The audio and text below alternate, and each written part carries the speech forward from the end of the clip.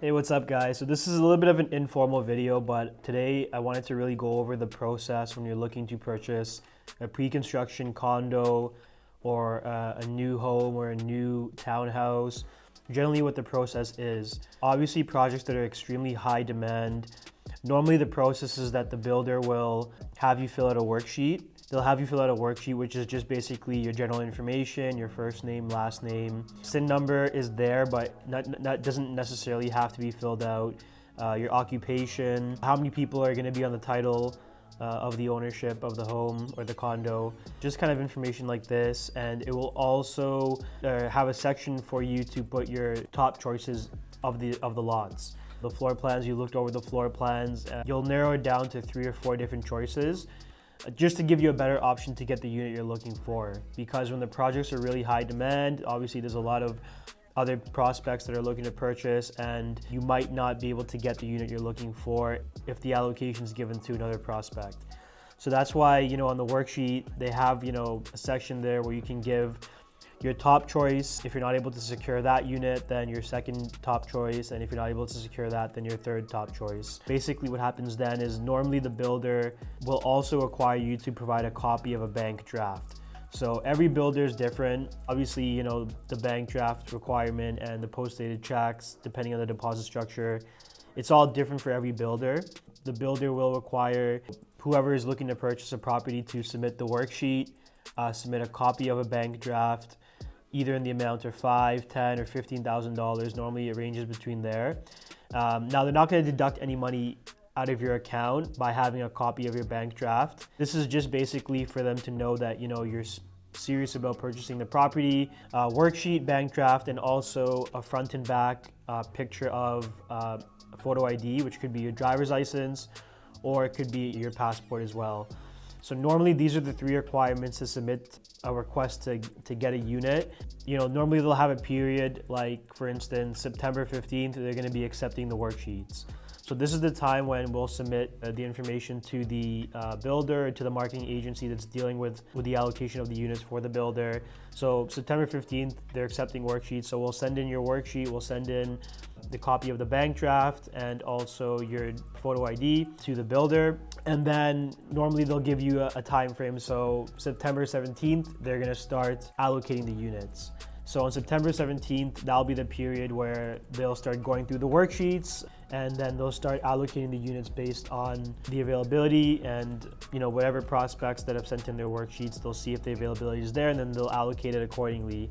So this is the process. Normally we do advise on high demand projects to have this information ready beforehand. Normally there's a launch date as well, I forgot to mention. So the process would be launch date, followed by the day where they're accepting worksheets, and then followed by the day where they're going to be allocating the units. So we highly recommend that have this information prepared even before the launch.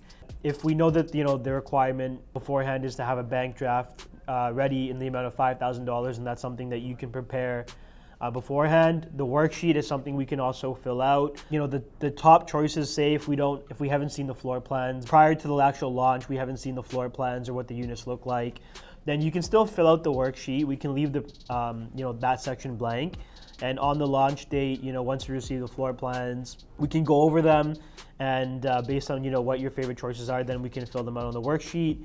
And that way we have the worksheet, pretty much prepared, good to go. The photo ID is something we can prepare beforehand, and the bank draft, like I mentioned, we can prepare way in advance. Some prospects, if they're really interested in a project, if the builder is accepting the worksheets, then they'll just send in the worksheet before even seeing the floor plans. They'll just say that their top choice is a 1-bedroom, their second top choice is a 1+ den, their third choice is a 2-bedroom, just as an example.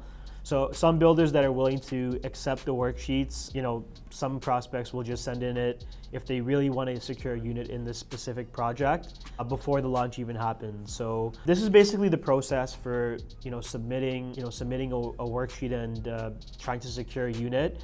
Now, say they allocate you the unit, how it would be is that they would contact the brokerage normally. Sometimes they do contact the client or yourself directly, but inform the brokerage that they have allocated the specific unit to this prospect, and that the agent can notify that they've gotten the allocation, and then shortly they would send the agreement of sale and purchase as well. Sometimes I have seen builders send the agreement of sale and purchase and all the documentation to the prospect directly before even notifying the brokerage, but normally they do notify the brokerage, and then shortly after they would send the agreement of sale and purchase, which the agent can then forward to their client.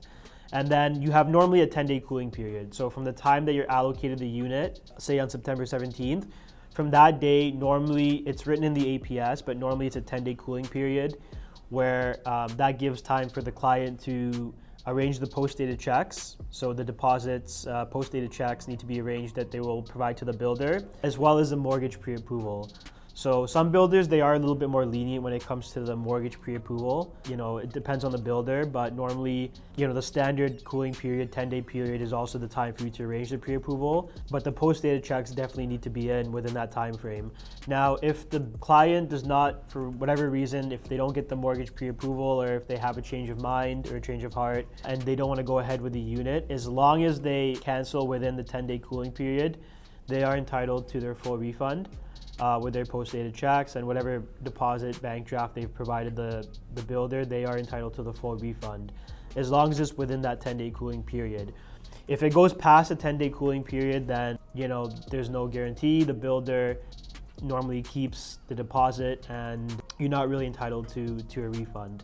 So there is a protection there, and that's why I also say for clients that if they're really seriously considering securing a certain unit in a certain project, I highly recommend them to at least send us the worksheet, send us all the information the builder requires, and let's get the worksheet into the builder as soon as possible to give us the best chance of securing the unit. And at worst case, if for whatever reason you cannot go ahead with the purchase, you do have that cooling period.